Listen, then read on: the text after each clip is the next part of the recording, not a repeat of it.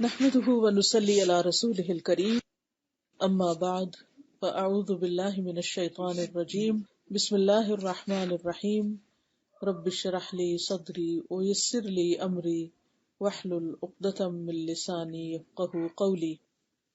میرا رب مجھے کافی ہے۔ قرآن مجید میں اللہ سبحانہ وتعالی فرماتے ہیں یا ایھا النبی حسبک اللہ ومن اتبعک من المؤمنین، اے نبی آپ کے لیے بھی اللہ کافی ہے اور ان ایمان لانے والوں کے لیے بھی جنہوں نے آپ کی پیروی اختیار کر لی۔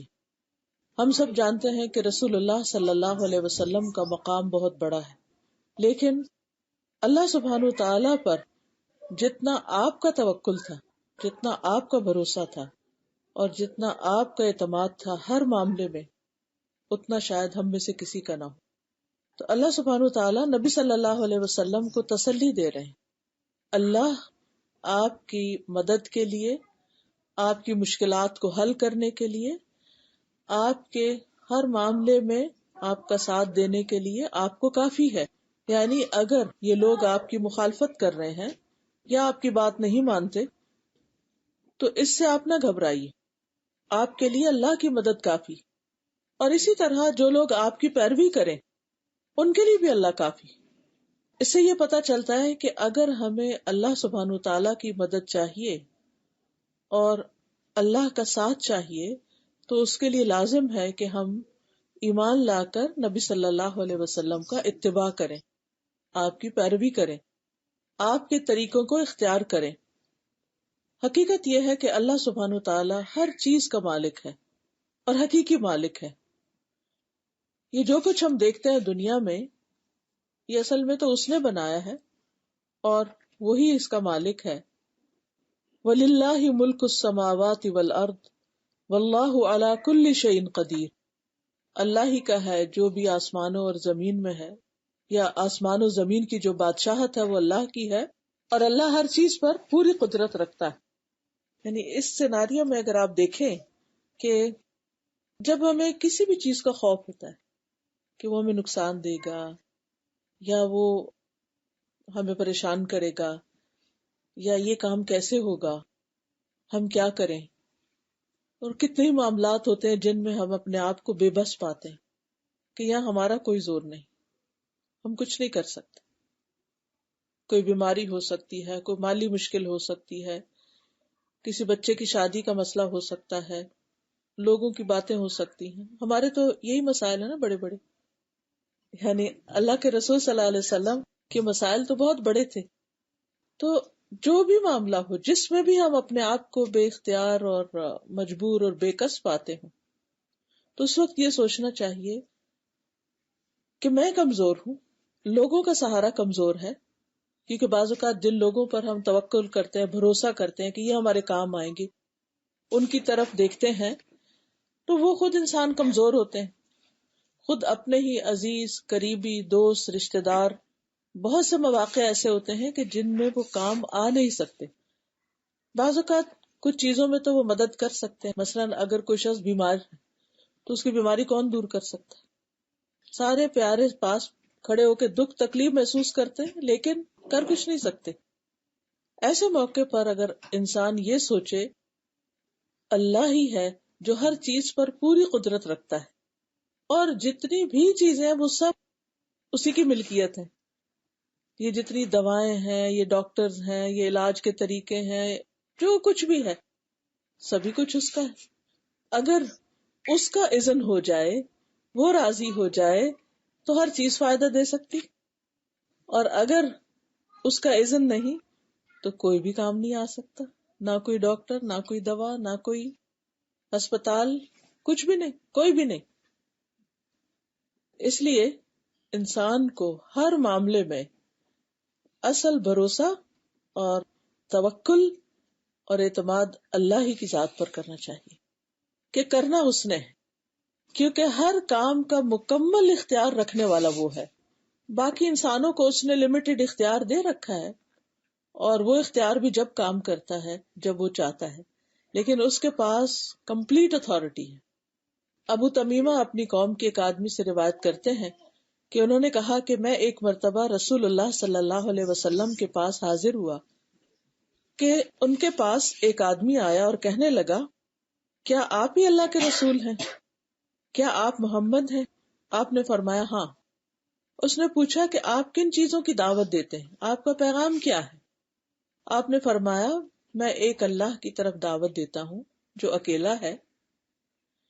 پھر کہا کہ وہ کون ہے کہ جب تم پر کوئی مصیبت آتی ہے تو تم اسے پکارتے ہو اور وہ تمہاری مصیبت دور کر دیتا ہے؟ وہ کون ہے جب تم قحط سالی کا شکار ہوتے ہو اور اس سے دعا کرتے ہو تو وہ تمہارے لیے پیداوار ظاہر کر دیتا ہے؟ وہ کون ہے کہ جب تم کسی بیابان جنگل میں راستہ بھول جاؤ اور تم اس سے دعا کرو تو وہ تمہیں اپنے مقام پہ پہنچا دیتا ہے؟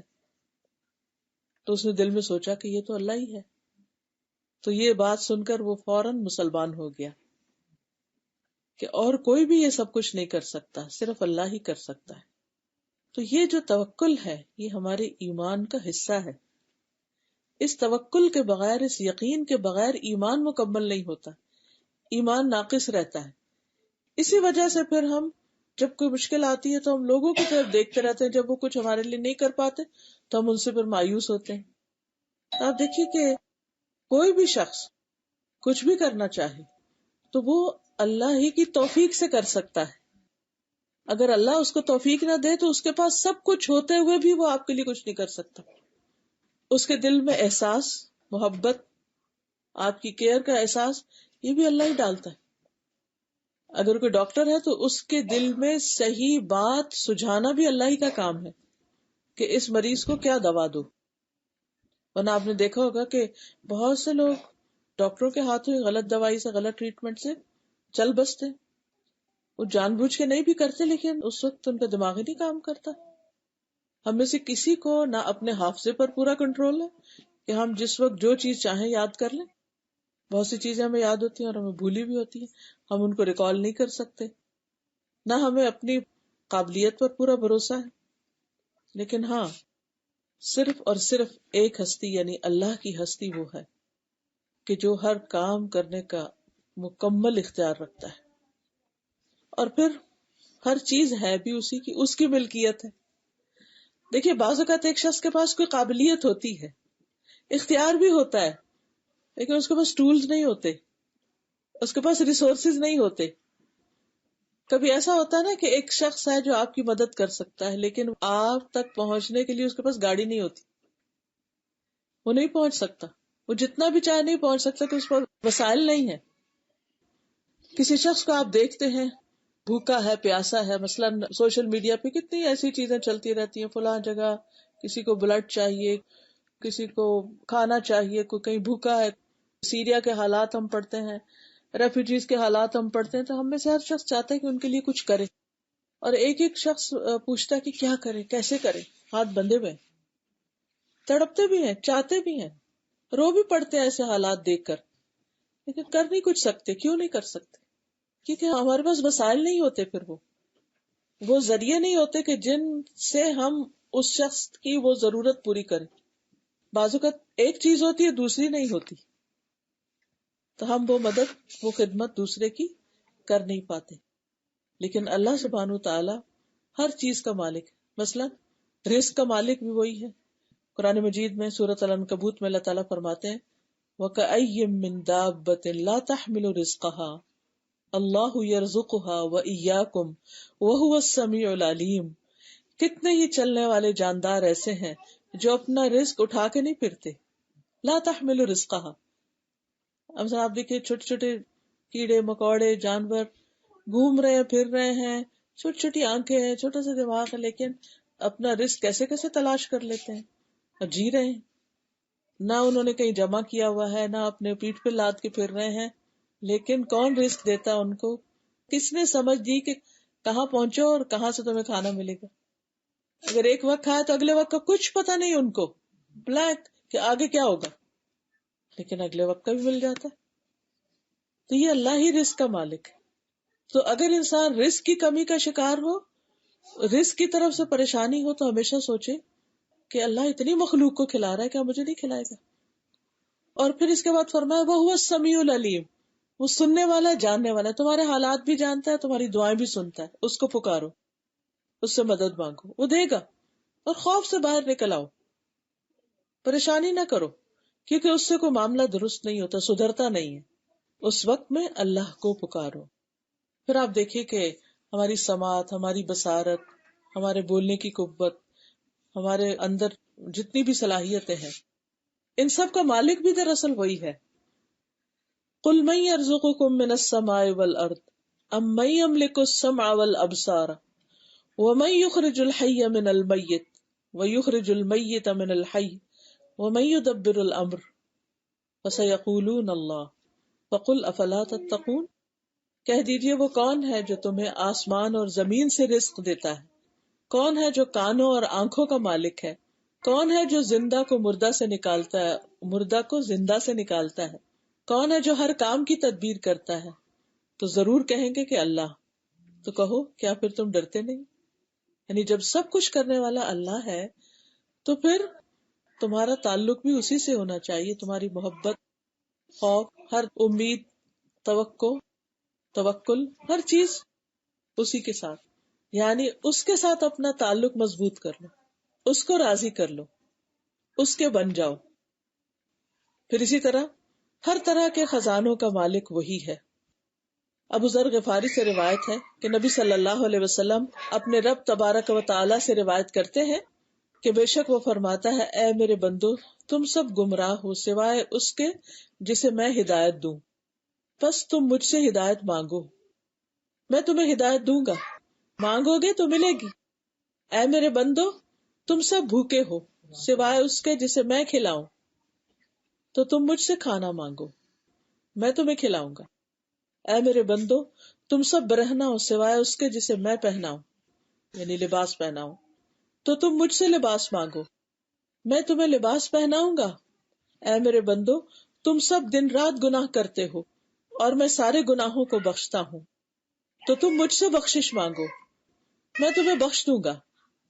اے میرے بندو، اگر تم اولین و آخرین، پہلے اور آخری، اور جن اور انس ایک صاف چٹیل میدان میں کھڑے ہو کر مجھ سے مانگو اور میں ہر ایک کو جو وہ مجھ سے مانگے عطا کر دوں، تو پھر بھی میرے خزانوں میں کمی نہیں ہوگی مگر جتنی سمندر میں سوئی ڈال کر کمی ہوتی ہے. میں سب کو دے سکتا ہوں اور پھر بھی میرے خزانے کم نہیں ہوں گے. اصل میں ہمارے مانگنے میں کمی ہوتی ہے. جب ہمیں کسی چیز کی ضرورت ہوتی ہے نا، تو آپ دیکھیے اپنے آپ کا جائزہ لیجیے کہ ہم اس وقت کرتے کیا ہے نا. ہم بیٹھے سوچتے رہتے ہیں، پریشان ہوتے ہیں، پھر کبھی رو دیتے ہیں، کبھی کسی کو کال کر لیتے ہیں، کبھی کسی کے پاس جا کے اپنا مسئلہ بیان کرنے لگتے ہیں. اگر یہ ساری انرجی جو ہم نے ان کاموں پہ لگائی ہے نا، وری وری وری، فکر فکر فکر، اس سے بات اس سے بات، پریشان پریشان، اس ساری انرجی کو اکٹھا کر کے دعا پہ لگا دیں، دیکھیں کیسے مسئلے حل ہوتے ہیں. شیطان ہمیں دعا بھلوائے رکھتا ہے، اور جب ہم دعا کرنے لگتے ہیں نا تو ہمارے منہ سے لفظ بھی نہیں نکلتے، ہم کہتے کیا کہیں. اتنا غلبہ ہو جاتا ہے ہم پر اس غم کا، اس دکھ کا اور اس پریشانی کا کہ دعا ہی بھول جاتی، دعا کے لیے الفاظ ہی نہیں ملتے. اور کبھی الفاظ ہوتے ہیں تو ہم ایسے فر پڑ جاتے ہیں کہ ہمارا دھیان ہی نہیں ہوتا ادھر ہم کیا مانگ رہے ہیں. تو سچ پوچھے تو ہم تو دعا کا سلیقہ بھی نہیں جانتے. اگر جاننے کا مطلب یہ کہ ہم اس طریقے پہ نہیں مانگتے کہ جس پر مانگنا چاہیے. اسی طرح اللہ سبحانہ و تعالیٰ ہر چیز کا نگہبان ہے، ہر چیز کو وہ سنبھال سکتا ہے. کبھی ہمیں خوف ہوتا ہے ہمارے بچوں کا کیا بنے گا، کبھی گھر سے باہر نکلے ہوتے ہیں تو اس وقت کیا ہوتا ہے، پتہ نہیں کہاں ہوں گے، پتہ نہیں کیا کر رہے ہوں گے، کہیں ایکسیڈنٹ نہ کر دیں، کہیں یہ نہ ہو جائے، کہیں وہ نہ ہو جائے. کیسے کیسے خوف لاحق ہوتے ہیں. کیا کہا کریں، اللہ تیری حفاظت میں، تو ہر چیز کا نگہبان ہے، ہر چیز کی حفاظت کرنے والا ہے، تو میرے بچوں کی بھی حفاظت کر. ہم بچوں کی بات کرتے ہیں، ہم تو اپنی حفاظت خود بھی نہیں کر سکتے. سوتے ہوئے ہمارے ساتھ کیا ہو جائے، کیا کاٹ جائے، کیا کچھ پتہ نہیں. ایک دفعہ میں کسی سے ملنے کے لیے گئی تو پتہ چلا انہوں نے ٹائم دیا ہوا تھا. بہت ایک بزرگ خاتون ہے، بہت ہی نیک خاتون، شارجہ میں ہوتی ہے، اور انہوں نے بہت سی اسی طرح وہاں پر مدرسے وغیرہ کھولے اور دین کا بہت کام کرتی. تو مجھے کسی نے بتایا تو میں نے کہا چلے ان سے ذرا چل کے ملتے ہیں. انسان ایسے لوگوں سے کچھ سیکھتا ہی ہے جن کی اتنی کنٹریبیوشن ہوتی ہے اور اتنا ان کے دبئی گورنمنٹ وغیرہ کے اندر ان کا اتنا ریگارڈ ہے، کیونکہ وہ ہر ایک کو اجازت نہیں دیتے اس طرح کے کاموں کی نا، تو کسی کسی کو دیتے ہیں. تو ان کا چلے ان سے جا کے ملتے ہیں، دیکھتے ہیں. تو ان کا کہ آپ لوگ آ جائیں. لیکن جب ہم گھر پہنچے تو گھر نہیں، تو پتہ چلا کہ ان کو اچانک ہاسپٹل جانا پڑا. ہم نے کہا کیا ہوا؟ ہوا یہ کہ رات کو سوتے ہوئے شاید بازو ان کا اپنے ہی نیچے آ گیا، یہ کیا ہوا، تو وہ شاید بازو اتر گیا، یا مجھے اب پوری طرح یاد نہیں. تو بہرحال وہ ہسپتال میں جا کے پٹی وٹی کی اور وہ ہاتھ باندھا ہوا. اور تو میں نے کہا کہ ہمیں تو خود بھی نہیں پتا کہ آپ اپنے ہی بازو کے اوپر ایسے، یعنی اپنے آپ کو خود ہی سوتے میں نقصان دے دیں، ہمیں کیا پتا. ہم ایسے آنکھ کھجائیں، کچھ کھجائیں، کہیں نشان پڑ جائے کچھ. تو اللہ سبحانہ وتعالیٰ نے کس قدر ہماری حفاظت کر رکھی ہے کہ ہم روز آرام سے سو جاتے ہیں، صحیح سلامت اٹھ بیٹھتے ہیں، کبھی شکر بھی ادا نہیں کیا. تو اللہ سبحانہ وتعالیٰ ہر چیز پر نگران ہے. اللہ خالق کل شیء وہو علی کل شیء وکیل. اللہ ہر چیز کو پیدا کرنے والا ہے اور وہ ہر چیز پر نگہبان ہے. لہو مقالید السماوات والارض. اسی کے پاس آسمانوں اور زمین کی کنجیاں ہیں. والذین کفروا بآیات اللہ اولئک هم الخاسرون. وہ لوگ جنہوں نے اللہ کی آیات کا انکار کیا دراصل وہی نقصان اٹھانے والے ہیں. پھر اسی طرح کسی بھی قسم کی بھلائی اور کسی قسم کی تکلیف پہنچانے پر بھی وہ پوری طرح قادر ہے. وَإِن يَمْسَسْكَ اللَّهُ بِضُرٍّ فَلَا كَاشِفَ لَهُ إِلَّا هُوَ وَإِن يَمْسَسْكَ بِخَيْرٍ فَلَا رَادَّ لِفَضْلِهِ وَإِن يَمْسَسْكَ اللَّهُ بِضُرٍّ. اگر اللہ تجھے کوئی تکلیف پہنچائے فَلَا كَاشِفَ لَهُ، اس کو کوئی بھی نہیں کھول سکتا، کوئی ہٹا نہیں سکتا، کوئی دور نہیں کر سکتا جب تک اللہ نہ چاہے. پھر اسی طرح نفع نقصان کا مالک وہ ہے. نبی صلی اللہ علیہ وسلم نے فرمایا جان رکھو ساری امت بھی مل کر اگر تمہیں کوئی نفع پہنچانا چاہے تو تمہیں نفع نہیں پہنچا سکتی سوائے اس کے جو اللہ نے تمہارے لیے لکھ دیا ہے، وہ تمہیں پہنچ کے رہے گا، کوئی روک ہی نہیں سکتا. اور اگر سارے مل کے تمہیں کوئی نقصان دینا چاہے تو تمہیں نقصان بھی نہیں دے سکتے سوائے اس کے جو اللہ نے تمہارے لیے لکھ دیا. تو خوف تو نکل جاتا ہے اور پھر امیدیں بھی اللہ سے وابستہ ہو جاتی ہیں کہ نفع بھی اس کے ہاتھ میں، نقصان بھی اس کے ہاتھ میں. تو مجھے ڈرنا اسی سے چاہیے، مجھے امید بھی اسی سے لگانی چاہیے، بندوں سے نہیں. عزت اور ذلت کا مالک بھی اللہ ہے.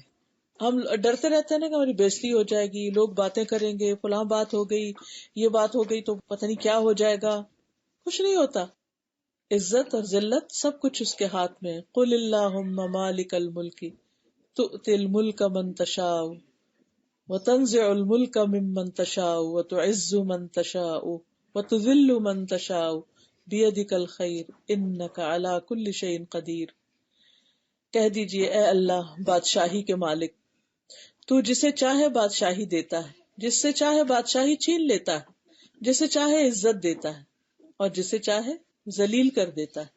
تیرے ہی ہاتھ میں ہر بھلائی ہے، بے شک تو ہر چیز پر پوری طرح قادر ہے. پھر اسی طرح بعض اوقات کسی معاملے میں ہمیں بہت فکر ہوتی ہے، اچھا فکر کر کے ہم اپنا ہی نقصان کرتے ہیں. بیمار ہوتے ہیں، کسی کو ہارٹ کی تکلیف ہو جاتی ہے، کسی کا بلڈ پریشر ہائی ہو جاتا ہے، کسی کو کوئی اور بیماری نکل آتی، کوئی ذہنی پریشانی کا بیماری کا شکار ہو جاتا ہے. تو جو بھی ہمارا کوئی معاملہ ہے جس پر بھی ہم پریشان، اس کو اللہ کے سپرد کر دیں کہ یا اللہ اس معاملے میں تو ہی مجھے کافی. الا لہ الخلق والامر تبارک اللہ رب العالمین. سن لو، پیدا کرنا اور حکم دینا اسی کا کام ہے، اسی نے پیدا کیا. بعض اوقات آپ اپنے بچوں کے مستقبل کے بارے میں پریشان ہوتے ہیں، یہ کیا کریں گے، کیا کمائیں گے، کہاں سے کھائیں گے، ایسا کیسے ہوگا، ویسا کیسے ہوگا. کتنی چیزیں پریشان کرتی ہیں ہمیں. بس اللہ سے باتیں کر لیا کریں اور یہ کہا کریں کہ اللہ تو نے پیدا کیا نا ان کو، اور ہر چیز پر حکم بھی تیرا ہی چلتا ہے، تو ان کے حق میں خیر کا حکم کر دے اور ان کے معاملات کو درست کر دے. سورۃ یوسف میں آتا ہے ان الحکم الا للہ علیہ توکلت وعلیہ فلیتوکل المتوکلون. حکم اللہ کے سوا کسی کا نہیں، اسی پر میں نے بھروسہ کیا اور اسی پر لازم ہے کہ بھروسہ کرنے والے اس پر بھروسہ کریں. پھر سارے معاملات اسی کی طرف پلٹتے ہیں، اسی کی طرف لوٹتے ہیں، اور کسی بھی معاملے میں وہ صرف کن کہتا ہے تو سب کچھ ہو جاتا ہے. انما امرہ اذا اراد شیئا ان یقول له کن فیکون. کہ جب اللہ تعالیٰ کسی چیز کے کرنے کا فیصلہ کرتے ہیں تو بس کہتے ہیں ہو جاؤ اور وہ ہو جاتی. مشکل سے مشکل ترین کام اس کے لیے صرف کن کہنے کی دیر ہے. یہ ہمارے لیے مشکل ہے، امپاسبل، اس کے لیے کچھ بھی امپاسبل، سب کچھ پاسبل ہے. پوری دنیا مل کے جس چیز کو پاسبل نہیں کر سکتی، اللہ سبحانہ وتعالیٰ اس کو صرف کن کہہ کے پاسبل کر سکتا، ممکن ہو سکتا ہے، وہ ہو جائے گا. اس یقین کے ساتھ اللہ تعالیٰ سے دعا کیا کیجئے ان معاملات کے بارے میں جو آپ کو امپاسبل لگتے ہیں کہ یہ نہیں ہونے کا، شاید نہ ہو. شیطان کا کام کیا ہے؟ وہ ہمیں خوف زدہ کرے، غمگین کرے، محتاجی کا اندیشہ دلائے، کیونکہ وہ انسان کے دل میں یہی وسوسے ڈالتے ہیں کہ اب تمہارا کیا ہوگا، اب تمہارے پاس جاب نہیں، اب تمہارے پاس کام نہیں، اب تمہارے پاس پیسہ نہیں، اب تمہارے پاس یہ نہیں، یہ کام کیسے ہوگا، وہ کام کیسے ہوگا. حالات بدلتے ہوئے پتہ ہی نہیں چلتا انسان کہاں سے کہاں پہنچ جاتا ہے. اور پھر ویسے بھی اس کی طاقت اور قدرت کے بغیر تو کوئی چیز ممکن ہی نہیں. ہم کتنی خوشی سے یہ کلمہ پڑھتے ہیں، لا حول ولا قوت الا باللہ العلی العظیم. پھر یہ بھی یاد رکھنا چاہیے کہ اللہ کے سوا کوئی شخص کسی چیز کا مالک ہے ہی نہیں. یہ جتنی چیزوں کے ہم مالک ہیں نا، یہ ٹیمپریری. آپ کے پاس جتنی بھی چیزیں ہیں نا، سوچیے ان کے بارے میں. اور جتنی چیز ہم خریدتے رہتے، یہ خرید وہ بنا وہ، اور اس وقت یہ نہیں سوچتے کل میں چلی جاؤں دنیا سے تو یہ سب کچھ کہاں جائے گا، کیا بنے گا اس کا، کون مالک ہوگا اس کا. دوسروں کے لیے تو وہ چیزیں irrelevant. جن چیزوں میں میری جان ہے اور جن چیزوں کو میں اتنا اپریشیٹ کرتی ہوں، جن کو آج میں اپنی ملکیت کہتی ہوں، بس ہمارا تو وہی ہے جو ہم اپنے ہاتھ سے دے دیں یا استعمال کر لیں. باقی ہمارا کچھ نہیں. جو باقی بچنے والا ہے ہمارے مرنے کے بعد وہ سب دوسروں کا ہے، ہمارا نہیں ہے وہ. ہاں، اگر اپنی زندگی میں ہم اپنے ہاتھ سے کوئی بھی چیز، چھوٹی سی چیز کسی کو دیتے ہیں، چاہے کھجور کا آدھا ٹکڑا ہی کیوں نہ ہو، وہ ہمارا ہے، وہ ہمارے حصے میں لکھ دیا گیا اور وہ قیامت کے دن ہمیں مل جائے گا، وہ نہیں ضائع ہوا. جیسے نبی صلی اللہ علیہ وسلم گھر میں تشریف لائے تو بکری ذبح کی گئی تھی، تو آپ نے پوچھا کہ کچھ ہے، تو نے کہا کہ وہ بکری ذبح کی گئی تھی اور اس میں سے بس اتنا سا وہ ٹکڑا بچ گیا، باقی سب چلا گیا. تو آپ نے فرمایا نہیں، وہ بچ گیا ہے، یہ نہیں، یعنی جو دے دیا ہے وہ بچ گیا ہے، وہ محفوظ ہو گیا. تو ہمارا مائنڈ سارا دن اسی طرح کام کرتا ہے کہ جو کسی کو دے دیا وہ تو ہمارے ہاتھ سے نکل گیا، اور ہمارا تو وہ ہے جو ہمارے پاس ہے اس وقت. حالانکہ ہمارا یہ نہیں ہے جو ہمارے پاس ہے، ہمارا وہ ہے جو ہم نے دے دیا ہے. اور اس طرح پھر انسان کتنی خوشی سے دیتا ہے جو بھی دیتا ہے، اور دے کر بھی اللہ کا شکر ادا کرتا ہے کہ میں دینے کے قابل ہوا، کہ میرے آگے کے لیے کچھ جمع ہو گیا. اور اسی سے پھر انسان کے اندر اخلاص بھی آتا ہے. اسی سے پھر انسان کے اندر بندوں سے کوئی لالچ، ہرس، توقع، طمع نہیں رہتی.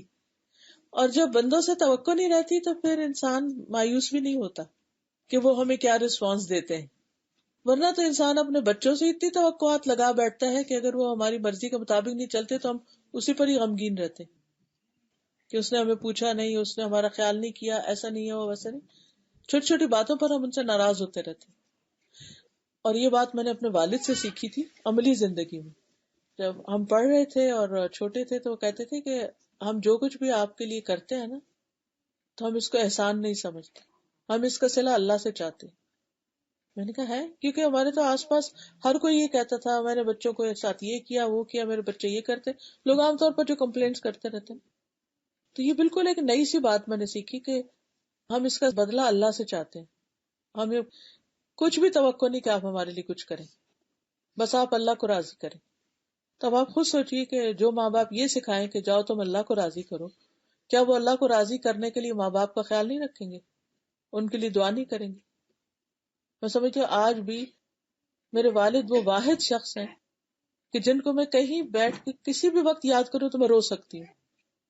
وہ محبت کس نے ڈالی؟ وہ محبت صرف اس لیے نہیں تھی کہ وہ میرے باپ تھے، وہ محبت اس لیے تھی کہ انہوں نے اللہ سے جوڑا اور اللہ کی پہچان کروائی، اور اپنی عملی زندگی کی مثال سے ہمیں سکھایا کہ ہر کام اللہ کے لیے کرتے ہیں. ایون جو بچے اللہ نے دیے یہ بھی اللہ کے ہیں، امانت ہے ہمارے پاس، اور ان پر جو کچھ ہم خرچ کریں وہ بھی اللہ کی رضا کے لیے کر رہے ہیں.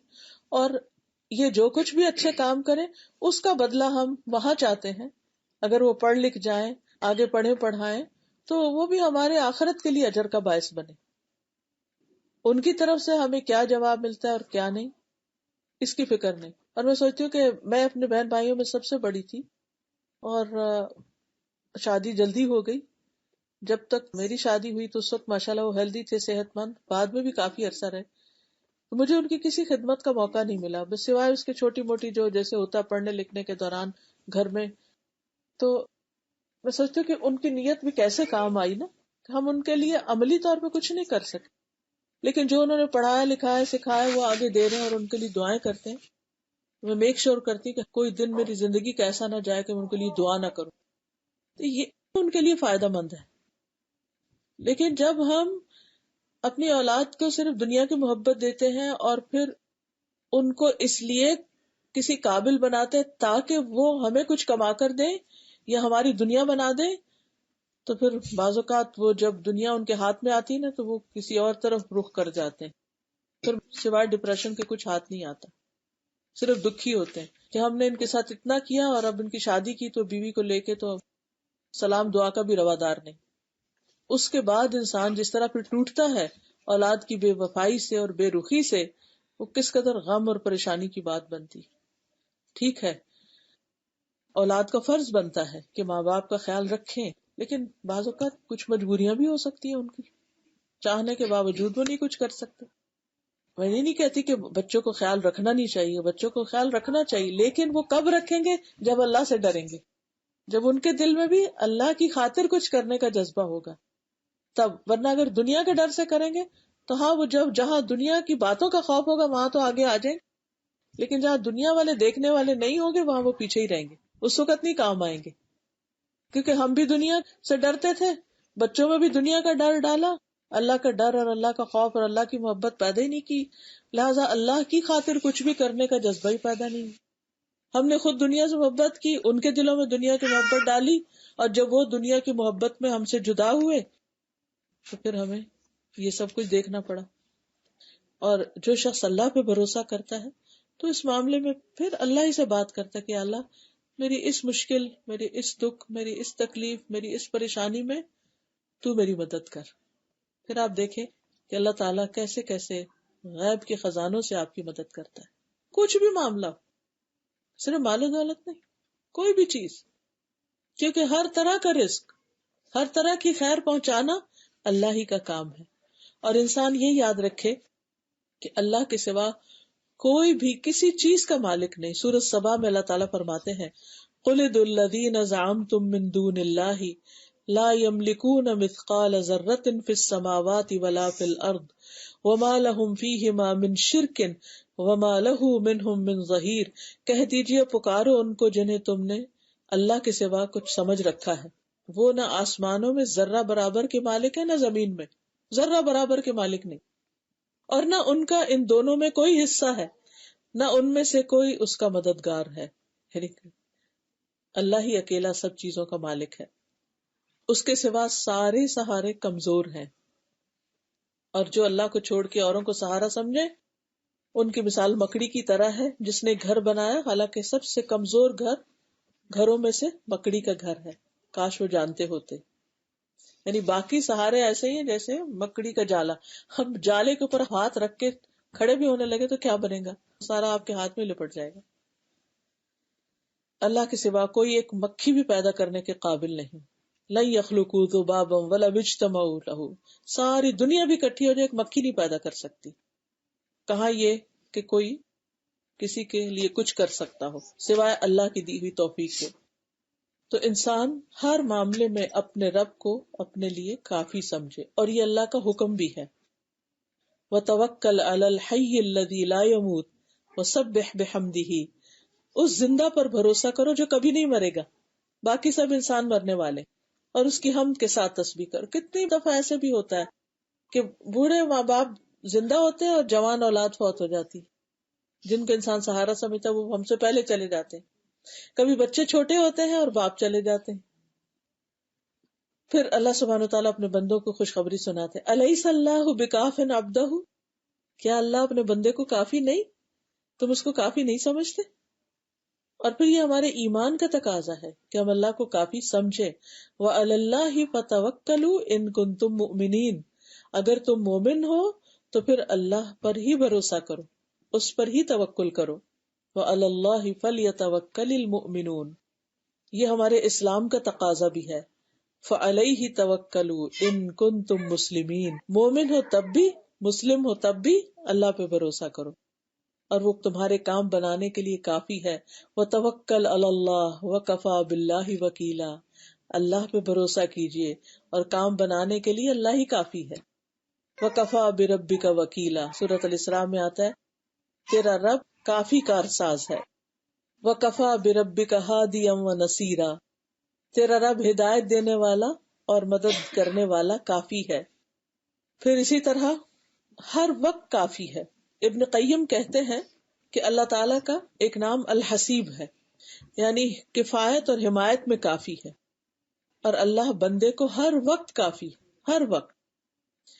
جب انسان کسی کام کے کرنے کا ارادہ کرے، کوئی کچھ پلان کرے، کوئی پروجیکٹ بنائے، کوئی بزنس شروع کرے، بڑے سے بڑا کوئی پروگرام بنائے، یا پھر چھوٹے سے چھوٹا کوئی ڈیسیژن لینے لگے کہ ابھی مجھے یہاں سے نکلنا ہے اور جا کے گروسری کرنی، گاڑی کی طرف جا رہے ہیں، اس چھوٹے سے راستے میں بھی اللہ سے بات کرے کہ تو میرے لیے کافی ہے، میں تیرے سہارے پر یہ کام کرنے کے لیے جا رہا ہوں، تو کم سے کم وقت میں اچھے سے اچھا کام کروا دے، تاکہ میں باقی وقت میں تجھے یاد کر سکوں، کسی اور کی خدمت کر سکوں، تیرا حق ادا کروں یا بندوں کا کوئی حق ادا کروں.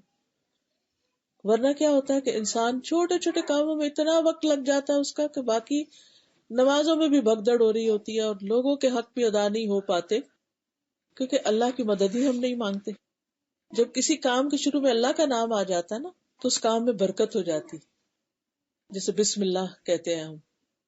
اور قرآن مجید میں آتا ہے سورۃ الرحمن میں تبارک اسم ربک ذو الجلال والاکرام، بہت بابرکت ہے تیرے رب کا نام جو جلال و عزت والا ہے. اور ایک حقیقت ہے کہ جس چیز میں ہم اللہ پر بھروسہ کر لیتے ہیں وہ کام بڑے آسان ہو جاتے ہیں، بڑے بڑے کام آسانی کے ساتھ ہو جاتے ہیں. انسان سوچتا ہے کہ اتنی جلدی میں اور اتنی آسانی سے یہ کام ہو گیا. تو جب کسی کام کا ارادہ کرے فَإِذَا عَزَمْتَ فَتَوَكَّلْ عَلَى اللَّهِ، جب عزم کر لیں، مثلاً کوئی بھی آپ نے کام ہے، بچے کی شادی کرنی ہے، اب وہ دل میں ایک خلل ہے، پتہ نہیں یار رشتہ کرنا چاہیے نہیں کرنا چاہیے، کریں یا نہ کریں انہیں، جب آپ ڈیسیژن لے لیں بس اللہ پہ بھروسہ کریں، اللہ تعالیٰ اب آپ کے حوالے. کیونکہ دنیا میں کوئی کام ایسا نہیں کہ جس میں مشکلات نہ ہو، ہر چیز کے اندر کچھ نہ کچھ مشکل تو ہوتی ہی. پھر اسی طرح اگر لوگوں کا ڈر ہو، لوگ منہ موڑ رہے ہوں، تو اس وقت بھی ڈپریشن کا شکار ہونے کے بجائے اللہ کو کافی سمجھے. کل پرسوں میں پڑھ رہی تھی کسی کا مسئلہ، تو اس میں بچی نے لکھا ہوا ہو کہ کسی کاؤنسلر سے مشورہ کر رہی تھی کہ میری دوست نے مجھے چھوڑ دیا ہے تو اس کی وجہ سے میں بہت ڈپریشن میں چلی گئی. بہت دفعہ انسانوں کے ساتھ ایسا ہوتا ہے کہ کبھی کوئی رشتہ ٹوٹ جاتا ہے، کبھی کوئی فوت ہو جاتا ہے، کبھی کوئی ویسے ہی کہیں چلا جاتا ہے، کبھی ویسے کوئی ناراض ہو کے آپ سے دوستی تعلق چھوڑ دیتا ہے، کئی باتیں ہو جاتی ہیں.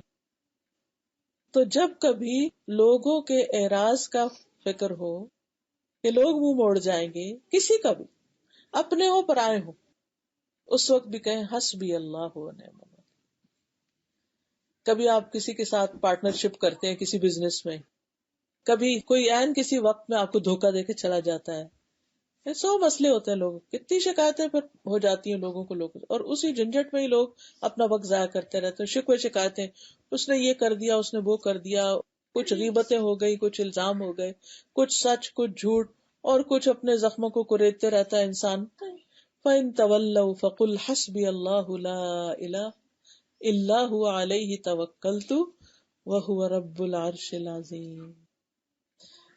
پھر اگر لوگ اعراض کریں، منہ موڑ جائیں، تو کہہ دو مجھے میرا اللہ کافی ہے، جس کے سوا کوئی الہ نہیں، میں اسی پر بھروسہ کرتا ہوں. پکار کے تو دیکھ، یہ کلمہ پڑھ کے تو دیکھ. کبھی آپ کو ایسا ہوتا ہے نا کہ جس انسان سے آپ کو بہت محبت ہوتی ہے، آپ کو فیل ہوتا ہے کہ وہ مجھ سے نہیں محبت کرتا، وہ کسی اور طرف جا رہا ہے، کچھ اور کر رہا ہے. ایسی پریشانیوں میں بھی یہی پڑے. فَإِن تَوَلَّوْا، اگر کوئی آپ سے منہ موڑ لیتا ہے، آپ کو آپ کا حق نہیں دیتا، آپ کی کیئر نہیں کرتا، آپ کا خیال نہیں رکھتا، اس وقت بھی یہ پڑھیں ٹھیک ہے کوئی بات نہیں، حسبی اللہ لا الہ الا هو علیہ توکلت وہو رب العرش العظیم، میرے لیے تو میرا رب ہی کافی. پھر آپ دیکھیے کہ نہ آپ کو تنہائی کا غم ہوگا کہ میں اکیلی کیوں، آپ کو یہی احساس ہوگا میرا رب میرے ساتھ ہے.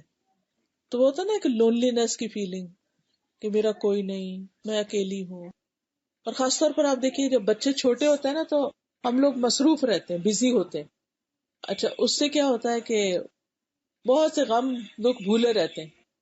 پھر کیا ہوتا ہے بچے بڑے ہو جاتے ہیں، بچے پڑھنے میں لگ جاتے ہیں، گھر میں ہوتے وہ منہ نہیں دکھاتے، کیا ہے پڑھ رہے ہیں پڑھ رہے ہیں. پچھلے دنوں میں کسی کے ساتھ ٹریول کر رہی تھی، ڈاؤن ٹاؤن گئی ہوئی تھی، راستے میں وہ خاتون اپنے بچوں کا ہی بتا رہی تھی، پر ان کے بچوں کا. میں نے کہا آپ کے کتنے بچے ہیں؟ کہتی 6 بچے ہیں. میں نے کہا کہاں ہوتے ہیں؟ کہتے ایک پاکستان ہوتے باقی یہی ہوتے ہیں. اور وہ 70 سال سے اوپر کی خاتون تھی اور اکیلی رہتی تھی، کمر میں تکلیف اور بیماریاں وغیرہ، تو اکیلی رہتی تھی. مجھے اچھا نہیں لگا کہ میں ان سے کہوں آپ کیوں اکیلی رہتی ہیں اگر آپ کے 5 بچے یہاں رہتے ہیں، کوئی مسز آگا میں، کوئی برمپٹن میں، کوئی ملٹن میں، کوئی ادھر کوئی ادھر. میں نے کہا بیٹا بھی ہے؟ آپ کہتے ہیں ہاں بیٹا بھی ہے. وجوہات کوئی بھی ہوگی. پھر بات ہو رہی تھی تو کہنے لگی کہ میری نواسی ہے تو میں تو جاتی بھی ہوں ملنے جب کبھی، تو وہ تو نیچے بھی نہیں اترتی کمرے سے، میں تو شکل بھی دیکھنے کو ترستی ہوں. میں نے کہا کیا وجہ؟ کہتے وہ ڈاکٹر بن رہی ہے، اس کی پڑھائی بہت ہوتی ہے. میں نے کہا اس دنیا میں کوئی کچھ بھی بن رہا ہو نا، ہر کوئی سوشل میڈیا پہ بیٹھا ہوا ہے اور دوستوں کے ساتھ دنیا بھر کے لوگوں سے چیٹنگ ہو رہی ہے، اس کا حال اس کا حال. جب ہمارا دل چاہتا ہے تو ہم جس سے مرضی باتیں کریں، لیکن اپنے ماں باپ اور نانی نانا یا جو بھی ہمارے بوڑھے رشتے دار خاص طور پر، ان کے لیے وقت نہیں کہ اتنی دیر بھی آ کے انسان پاس بیٹھے، سلام دعا کرے، حال چال پوچھے، تھوڑی سی کیئر کرے اور اس کے بعد اجازت لے کے چلا جائے. ان کے دل میں یہ دکھ تو نہ ہو کہ مجھے تو وہ شکل بھی نہیں دکھاتے تو میں ان کے گھر کیا کرنے جاؤں.